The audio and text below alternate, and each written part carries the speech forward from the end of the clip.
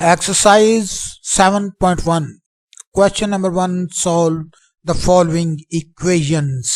In equation को solve करना है. क्वेश्चन नंबर 1 पार्ट नंबर 4 की बारी है आज. x plus 1 over 3 is equal to 2 into x minus 2 over 3 bracket close minus 6x. तो सोल्यूशन लिखेंगे और क्वेश्चन को एक बार दोबारा लिख लेंगे. तो लिख लिया है. अब क्या करेंगे हम? अब इसका एलसीएम ले लेंगे. इसका एलसीएम 3 आएगा क्योंकि जो ये x है, x के नीचे 1 है, तो एक x का डिनोमिनेटर 1 है और 1 ओवर 3 है.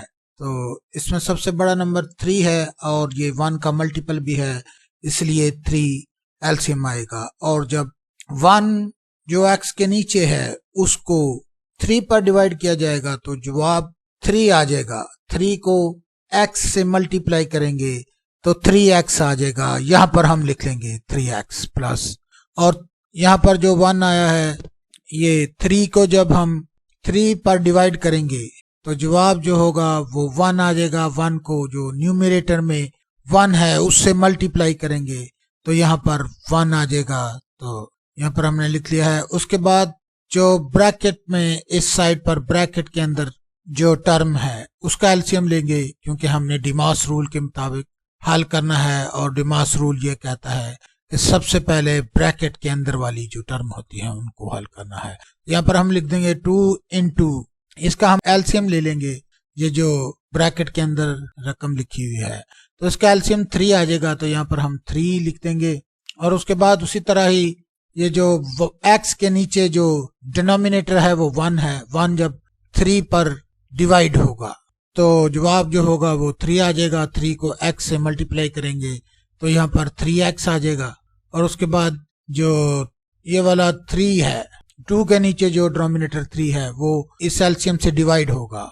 तो जब ये एलसीएम से डिवाइड होगा तो जवाब 1 आ जाएगा. 1 को जो न्यूमरेटर में 2 है उससे मल्टीप्लाई करेंगे तो 2 यहाँ पर आ जाएगा. तो यहाँ पर हम लिख देंगे 3x माइनस 2 और ब्रैकेट को क्लोज कर देंगे फिलहाल, और माइनस 6x को इसी तरह ही लिख. उसके बाद हम क्या करेंगे? उसके बाद इसको मजीद सिंप्लीफाई करने के लिए फिलहाल 3x प्लस 1 ओवर 3 इस साइड पर लिख देंगे और इसकी ब्रैकेट को अब हम हल कर दें. 3x प्लस 1 ओवर 3 लिख दिया है और इजिकल टू के निशान के बाद ये जो 2 है इसको ब्रैकेट के अंदर मल्टीप्लाई करा देंगे. जब मल्टीप्लाई कराएंगे तो 2 3 6 होता है और 2 2 4 होता है, तो 6x माइनस 4 ओवर 3 आ जाए. तो यहाँ पर हम लिख देंगे 6x माइनस 4 ओवर 3 और माइनस का 6x ओवर 1 आ जाएगा क्योंकि इसके नीचे डिनोमिनेटर 1 है,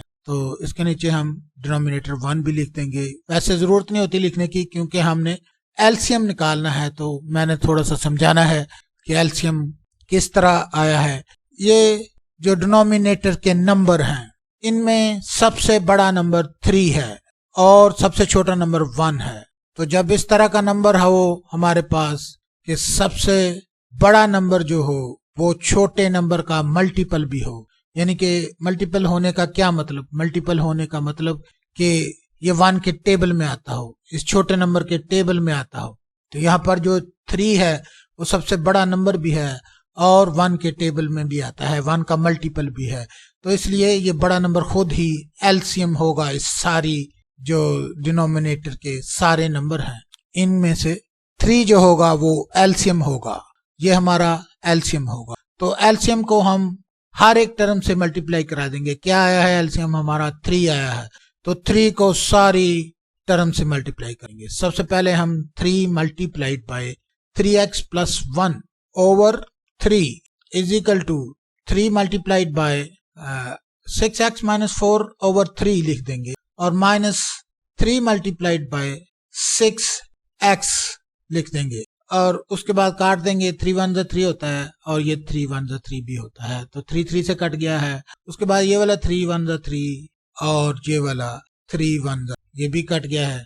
और उसके बाद इसको 3x प्लस 1 लिख देंगे और ये 3x+1 ये 1 और 3x+1 को मल्टीप्लाई कराने से आया है। ये जो 1 मल्टीप्लाई हो रहा है इसको जब 3x+1 से मल्टीप्लाई किया तो 3x+1 आ जाए। तो उसके बाद अगला जो 1 है इजिकल टू के निशान के इस पार ये वाला 1 6x-4 से मल्टीप्लाई होगा तो जवाब जो होगा वो आ जाएगा 6x-4 इजिकल टू 6x-4। ये -3 मल्टीप्लाइड बाय 6 18 होता है तो यहाँ पर माइनस का 18 आ जाएगा तो हम लिख देंगे -18x। उसके बाद क्या करेंगे, उसके बाद ये इक्वेशन बन गई है तो इसको दो मेथड होते हैं इक्वेशन को सॉल्व करने के। चाहे आप इनवर्स ऑपरेशन का मेथड लगाकर इस इक्वेशन को सॉल्व कर लो या फिर दूसरा मेथड जो होता है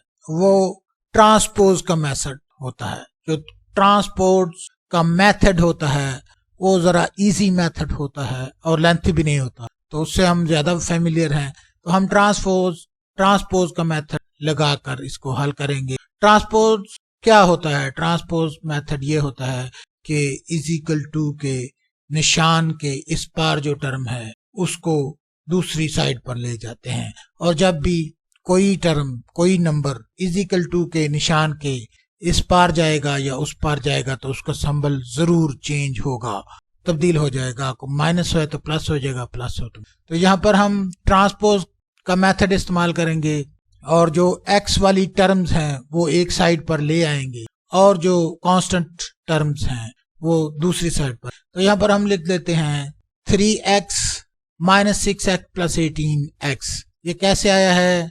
ये जो इधर से 6x था ये ट्रांसपोज होके इजिकल टू के निशान के इस तरफ आया है तो इसका साइन माइनस हो गया और ये इस तरफ -18 था तो ये भी इक्वेशन के इस पार आया है तो इसका भी साइन प्लस हो गया है। उसके बाद ये वाला जो +1 है ये इस तरफ जाएगा तो इसका साइन माइनस हो जाएगा और -4 तो पहले ही उधर मौजूद है तो यहाँ पर हम लिख देंगे -1 -4। अब इसको अब सिंप्लीफिकेशन ही इसकी करनी है। ये 3x + 18x दोनों प्लस के हैं, इनको जब हम प्लस करेंगे तो 21x आ जाएगा।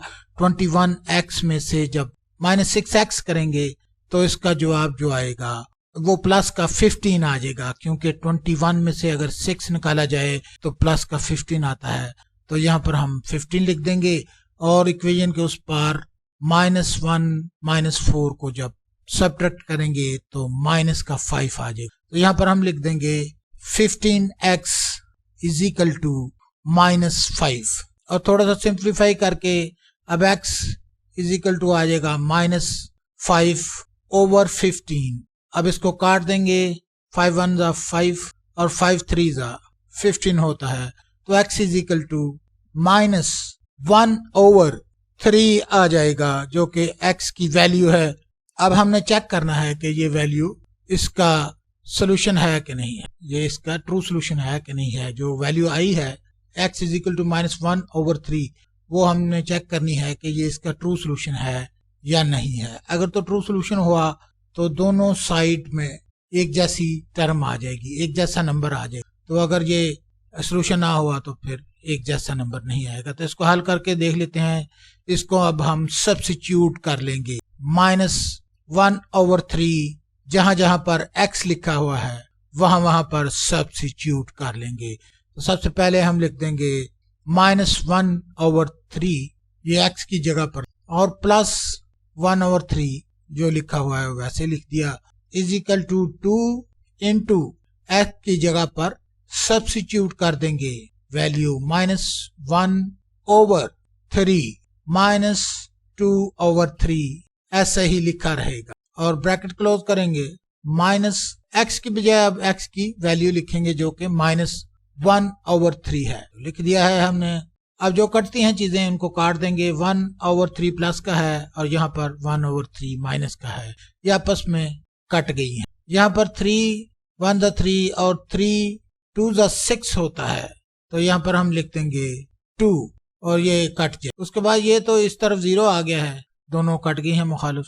और यहाँ पर ये इसके जो डिनोमिनेटर बराबर हैं 1/3 है और -2/3 है, -1/3 है और -2/3 है। जब डिनोमिनेटर बराबर होते हैं दो नंबरों के तो उसके जो न्यूमरेटर होते हैं उनको ऑर्डिनरी नंबर की तरह प्लस या माइनस किया जाता है और नीचे डिनोमिनेटर को लिख दिया जाता है। इसको भी हम ऑर्डिनरी नंबर की तरह माइनस करेंगे। ये -1 और -2 जब आपस में सब्ट्रैक्ट होंगे तो माइनस का 3/3 आ जाएगा। तो यहाँ पर हम लिख माइनस का 3/3 और ब्रैकेट को क्लोज कर देंगे और उसके बाद ये वाला -2 मल्टीप्लाई हो जाएगा ये -1 से, ब्रैकेट में -1 रहेगा। तो माइनस और माइनस जब आपस में मल्टीप्लाई होंगे तो प्लस का 2 आ जाएगा। यहाँ पर हम लिखते हैं प्लस और उसके बाद इस तरफ तो काट देंगे हम इसको, 3 1 3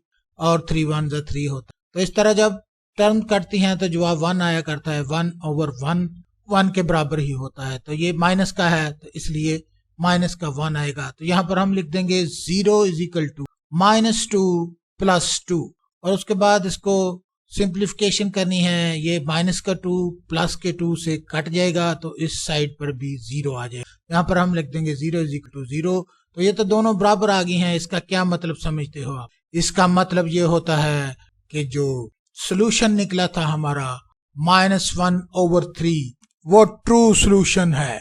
तो यहाँ पर हम लिख देंगे सोल्यूशन सेट = ये करली ब्रैकेट डालेंगे और -1/3 और करली ब्रैकेट को बंद कर देंगे और उसके बाद यही हमारा जवाब होगा। और ये वाला क्वेश्चन नंबर 1 का पार्ट नंबर 4 हल हो चुका है। अब अगली वीडियो में अगला पार्ट हमने हल करना है। तो ये that is end of the question number 1 part number 4।